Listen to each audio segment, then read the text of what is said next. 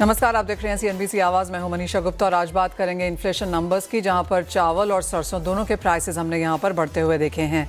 साथ ही बात करेंगे यहां पर सोने के प्राइसेस की। यहां पर लगातार गिरावट देखने को मिली है। अपने ऑल टाइम हाई से तो सोना गिरा ही है, लेकिन हर अपटिक पर भी यहां पर काफ़ी ज़ोरदार बिकवाली आ जाती है और बाजार के जानकारों का अब मानना है कि अगस्त के महीने में सोने के प्राइसेस में करीबन 200 से $400 प्रति आउंस की गिरावट और देखने को मिल सकती है। इसके बारे में बात करेंगे। हमारे साथ जुड़ रहे हैं कोहिनूर फूड्स के जॉइंट MD गुरनाम अरोड़ा, विजय डाटा जो कि विजय कॉम्प्लेक्स से हैं, और साथ ही साथ अनुज गुप्ता भी जुड़ेंगे हमारे साथ। सबसे पहले चावल की यहाँ पर बात कर लेते हैं। गुरनाम जी, शुक्रिया साथ जुड़ने के लिए। और इन्फ्लेशन डेटा में यहाँ पर चाहे बासमती है, नॉन बासमती है, ब्रोकन राइस है, सभी में पिछले एक महीने में हमने प्राइस राइज आता हुआ देखा है। क्या कुछ आप कहेंगे इसके रीजंस हैं? इसका एक कारण तो ये है कि इस बार थोड़ी सोइंग भी कम हो रही है, तो एक ये कारण है। दूसरा, वॉर के कारण सारे कंट्रीज में चावल नहीं पहुंच पा रहा, सब रास्ते में है। लाखों टन चावल जो है वो शिप्स में है, जो इधर उधर घूम रहे हैं, पहुंच नहीं पा रहे डेस्टिनेशन पे। कभी रोक लिए जाते हैं, कभी कहीं रोक लिए जाते हैं। तो इस कारण से चावल में तेजी है, बिकॉज वहां तक चावल पहुंच नहीं रहा, उनकी डिमांड बढ़ती जा रही है, वहां शॉर्टेज है, और उसका इफेक्ट जो है इंडिया में भी आ रहा है। तो दिस इज द रीजन। जी, जिस तरह के प्राइसेस अब फिलहाल यहाँ पर हैं, आपको लगता है कि जो इश्यूज हैं अराउंड अस वो सारे बेक्ड इन हैं, या फिर यहाँ से और तेजी की एक्सपेक्टेशन है अभी? इस बार चावल में मंदा तो नहीं है, क्योंकि जो अगला साल भी आ रहा है उसमें अल नीनो का इफेक्ट के कारण बारिश भी पूरी ढंग से नहीं हो रही, तो उस कारण से भी चावल में मंदा तो इस बार नहीं आएगा। उम्मीद करते हैं चावल और भी बढ़ सकता है, मंदे की गुंजाइश कम है। किस तरह की डिमांड आप आता हुआ देख रहे हैं इंडियन मार्केट्स में? यहाँ पर आगे फेस्टिवल सीजन भी है, माना जाता है second half of the year में डिमांड बेहतर होती है। कैसे देखते हैं आप इंडियन डिमांड ग्रोथ के नंबर्स? जी बिल्कुल, इंडिया में भी पूरी डिमांड है और ओवरसीज तो बहुत ज्यादा डिमांड है। इस समय तो सेलर्स मार्केट है, हर आदमी कहता है मेरी कहीं किसी तरीके हमारा माल पहुंचा दो। अभी रिसेंटली कुवैत से एक पार्टी को हमने माल बेचा था, तो उसका किराया जो जनरली $600 होता है वो $8,500 हो गया एक कंटेनर का। तो उसने फिर भी कहा कि आप चढ़ा दीजिए, मैं किराया देने को तैयार हूँ, बिकॉज यहाँ पे मेरे पास एक भी बैग नहीं है। तो इस तरह के मैसेजेस आ रहे हैं ओवरसीज से, तो उस कारण से मार्केट जो है वो फर्म अप है, डोमेस्टिक के लिए भी, इंटरनेशनल के लिए भी। That point is well taken कि फ्रेट कॉस्ट यहाँ पर ऊपर गई हैं, लेकिन इंडियन राइस अभी भी लोगों को चाहिए। तो आपको लगता है जो ओवरऑल एक्सपोर्ट नंबर्स यहाँ पर हैं वो फर्म्ड रहेंगे? जी बिल्कुल, वो बिल्कुल फर्म रहेंगे। थोड़ी बहुत डिस्टर्बेंस जो ये शिपिंग के कारण आ रही है, मेरे को लगता है 2-4 दिन में ठीक हो जाएगी, तो फिर सारी चीजें ठीक हो जाए।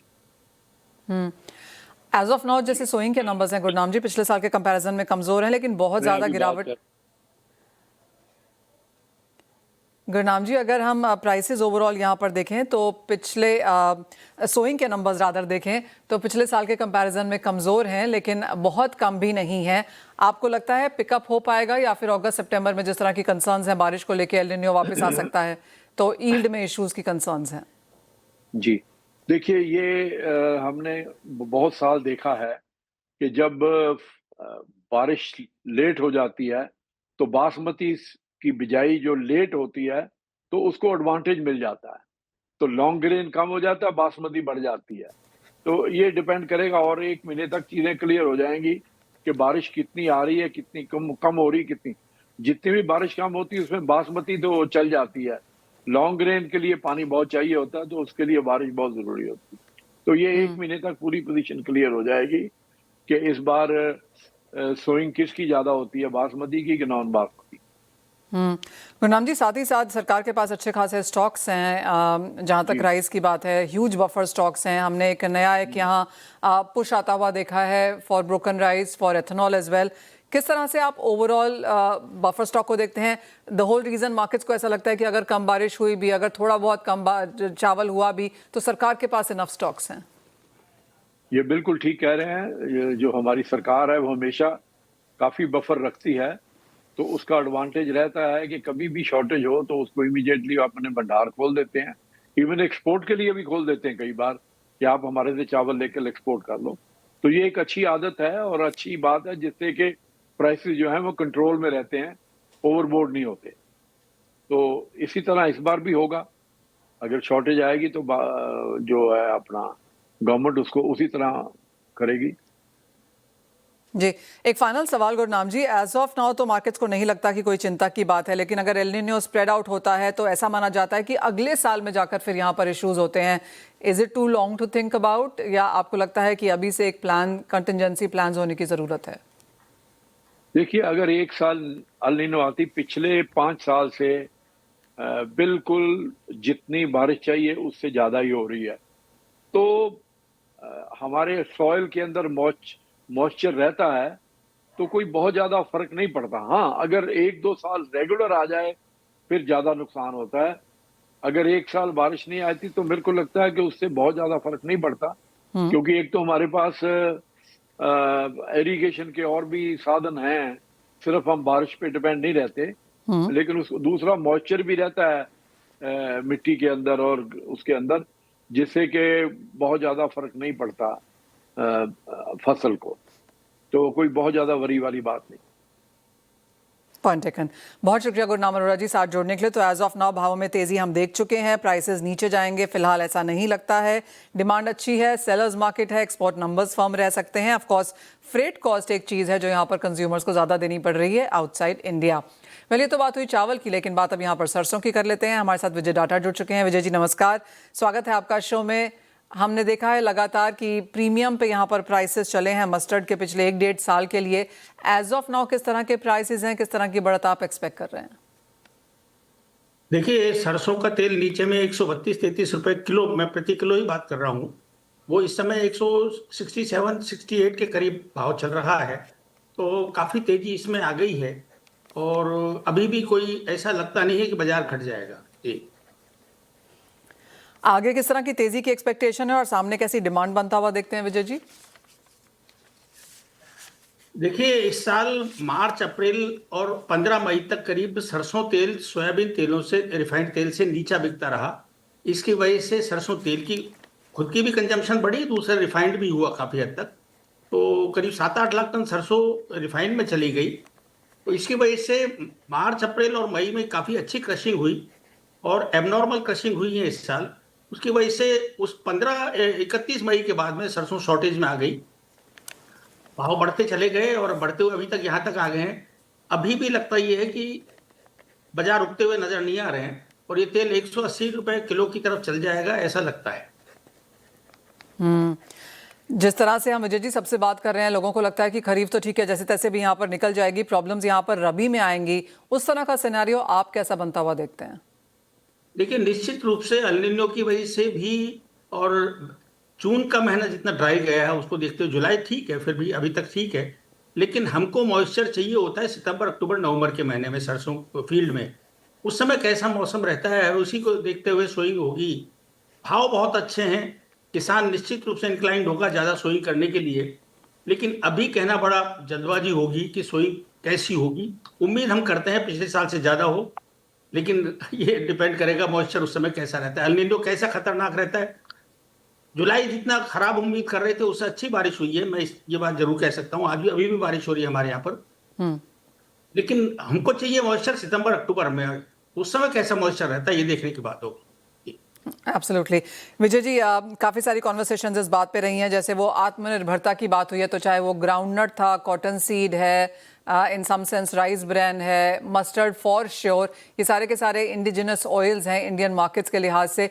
आप कहेंगे इन सभी के लिए डिमांड बढ़ी है, अवेयरनेस आई है? कैसे देखते हैं आप ओवरऑल भारतीय तेलों का बाजार? देखिए, निश्चित रूप से प्रधानमंत्री जी और गवर्नमेंट ऑफ इंडिया का जो विजन है आत्मनिर्भरता का, उसके बारे में उन्होंने भी एक मिशन बनाया हुआ है, उसमें भी कुछ काम वो कर रहे हैं। कुछ फॉलोलैंड के बारे में, कुछ नए ईस्टर्न इंडिया में कुछ अच्छी जगह वो ढूंढ रहे हैं।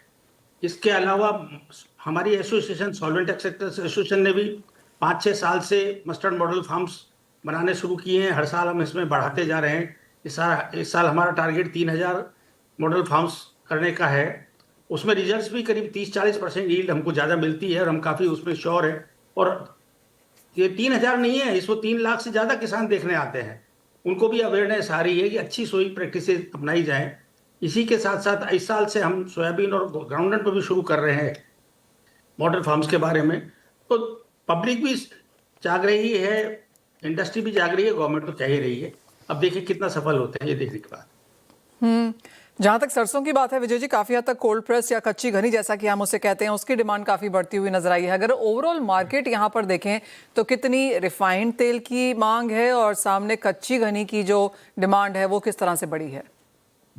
देखिए मनीषा, ये कोल्ड प्रेस्ड ऑयल आजकल सभी डॉक्टर्स वगैरह भी रिकमेंड करते हैं, वैद्य लोग भी कहते हैं कि कच्ची घानी is better than refined oil. तो लेकिन अब जितनी सरसों है उतना ही होता है। संयोग की बात है, मार्च और अप्रैल के महीने में और मई तक कुछ पोर्शन में सरसों तेल नीचे बिकता रहा सोयाबीन की वजह से, इसलिए रिफाइंड हुआ। वरना जनरली सरसों तेल को रिफाइन करने की जरूरत नहीं है, प्रीमियम ऑयल है, रिफाइन नहीं होना चाहिए था। लेकिन विदेशी तेल तेज थे, शॉर्टेज थी, इस वजह से तेजी रही। अगर कच्ची घनी की डिमांड की बात करें विजय जी, तो किस तरह से इसका बाजार या मार्केट में इसका कंट्रीब्यूशन साल दर साल बढ़ता हुआ नजर आया है? निश्चित रूप से देखिए, डिमांड इसकी जितना पैदावार है उससे ज्यादा है।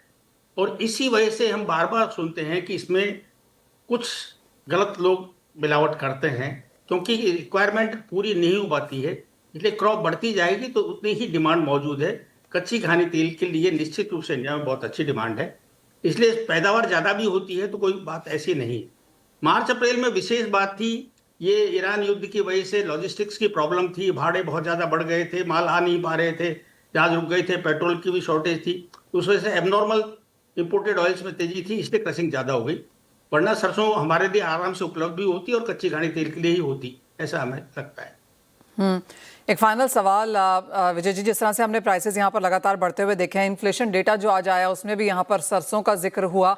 आपको लगता है जिस तरह की ट्रेजेक्ट्री है सरसों की, प्राइसेस आपने कहा ऊपर की तरफ ही रहेंगे, 180 तक भी जा सकते हैं, लेकिन ये मान के चलें कि साल दर साल अब सरसों की जो चार्ट्स है, ट्रेजेक्ट्री है, वो ऊपर की तरफ है? निश्चित। देखिए बात क्या है कि ये प्रीमियम ऑयल हो गया है, और प्रीमियम ऑयल के कोई दाम नहीं होते हैं, कस्टमर को लेना होता है तो वो कोई भी दाम देता है, और इसी वजह से बाजार में तेजी आती है, और इसी वजह से डिमांड रहती है। और सप्लाई कम है, डिमांड ज़्यादा है, इसीलिए बाजार बढ़ते हैं। ये बात आप मान के चलें। विजय जी बहुत बहुत शुक्रिया साथ जुड़ने के लिए एज ऑलवेज। तो क्लियरली जहाँ तक सरसों की बात है, डिमांड अच्छी है और प्रीमियम ऑयल की तरह से यूज़ हो रहा है। कच्ची घनी की डिमांड ग्रोथ यहाँ पर लगातार बनती हुई नजर आई है और माना यह जा रहा है कि प्राइसेस यहाँ से आगे भी ऊपर जाएंगे। ऑफ कोर्स एल निनो देखना होगा और सितंबर अक्टूबर में किस तरह की बुआई की शुरुआत यहाँ पर होती है वो तय करेगा कि अगले सीजन के प्राइसेस किस तरह से यहाँ पर खुलते हैं। हमारे साथ अब अनुज गुप्ता जुड़ चुके हैं। अनुज शुक्रिया साथ जोड़ने के लिए। और सबसे पहले क्रूड से शुरुआत कर लेते हैं। पिछले 3 हफ्ते की गिरावट और जिस तरह से हमने आज बाजार में तेजी आते हुए देखी और बरकरार भी है फिलहाल, क्या लगता है, क्या कुछ आप वॉच कर रहे हैं और यहाँ से प्राइसेस कहाँ जा सकते हैं?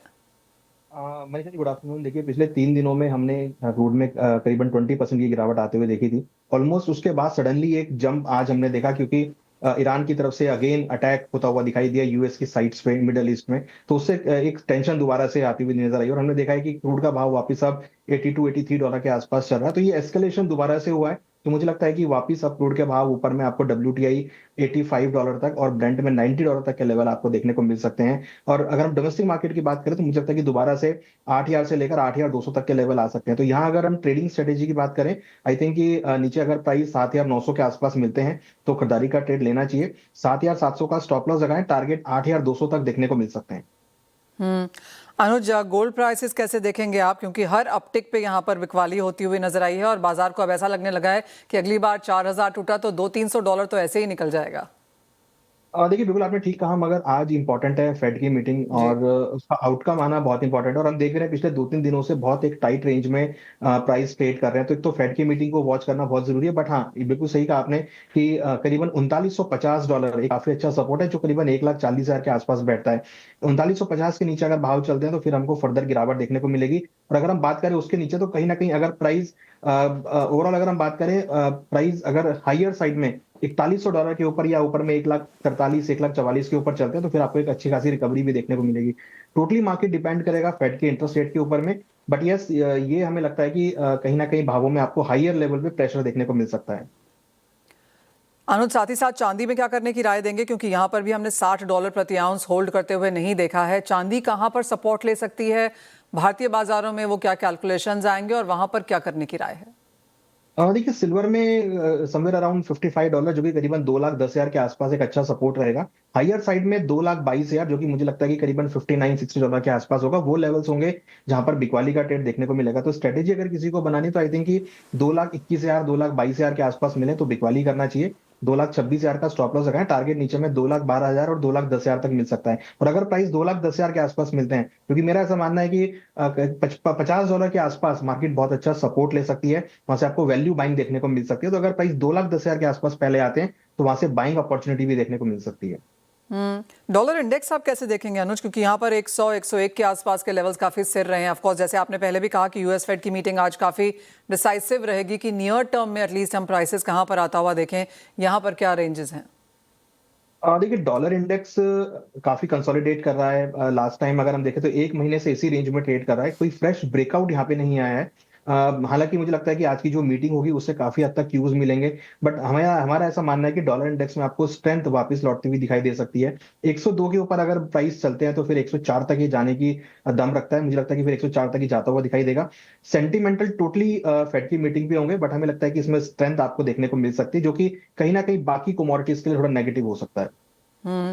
मेटल्स पर एक फोकस कर लेते हैं। एंड अनुज, यहाँ पर कुछ मुनाफा वसूली है। लेड ऑफ कोर्स यहाँ पर तेजी दिखाता हुआ नजर आया है, लेकिन जो हल्की सी गिरावट डॉलर इंडेक्स में देखने को मिली, उसका कुछ फायदा यहाँ पर मेटल्स में था। करंट लेवल्स पे यहाँ पर आगे की स्ट्रैटेजी क्या हो? देखिए, मुझे लगता है कि बेस मेटल में मोमेंटम एज कंपेयर बाकी मेटल्स के मुकाबले थोड़ा पॉजिटिव है। कॉपर में हमने देखा है कि पिछले दिनों से अच्छी खासी रिकवरी यहाँ देखने को मिली है। तो कॉपर में मुझे अभी भी लगता है कि कोई भी डिप नीचे मिलता है करीबन 1310 के आसपास तो एक अच्छी अपॉर्चुनिटी होगी। तो आई थिंक 1310 के आसपास, 1307 से लेकर 1310 के आसपास मिले तो खरीदारी का ट्रेड लेना चाहिए। 1302 पे स्टॉप लॉस लगाएं। टारगेट ऊपर में मुझे लगता है कि वापस 1320 तक देखने को मिल सकता है। बहुत मिक्सा ट्रेंड होगा, बट बाय ऑन डिप्स की स्ट्रेटेजी कॉपर में यूज कर सकते हैं।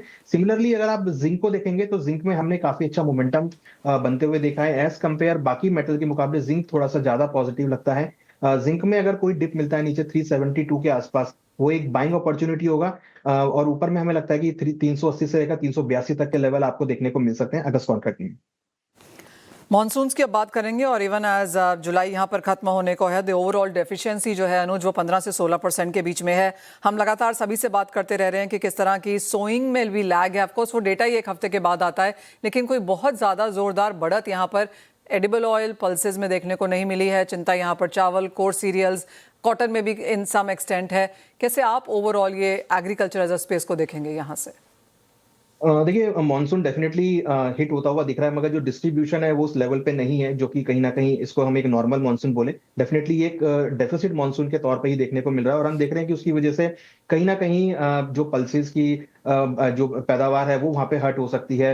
डिस्ट्रीब्यूशन सही नहीं होगा तो हमें लगता है कि आने वाले दिनों में आपको एग्रीकल्चर के भावों में तेजी देखने को मिलेगी। हम देख भी रहे हैं, पिछले अगर आप 15 दिनों के या 20 दिनों के ट्रेंड को देखेंगे तो हमने दालों में तेजी आते हुए देखी है, हमने एडिबल ऑयल में तेजी बनते हुए देखी है, हमने राइस में तेजी आती हुई देखी है।